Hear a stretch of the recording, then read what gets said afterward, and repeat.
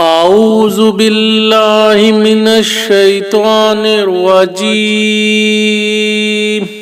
بسم اللہ الرحمن الرحیم۔ شیطان سے جنگ۔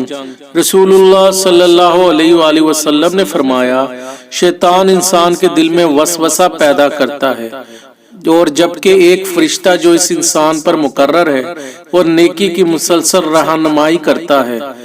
شیطان وسوسہ دلا کر حق سے ہٹاتا ہے اور فرشتہ بلائی کو یاد دلا کر حق کی طرف مائل کرتا ہے۔ جس کے دل میں بلائی کا خیال آئے وہ سمجھ جائے کہ یہ نیک خیال اللہ کی طرف سے ہے اور اللہ کے لیے شکر بجا لائے، اور جس کے دل میں وسوسہ آئے اور وہ شیطان سے اللہ کی پناہ مانگے۔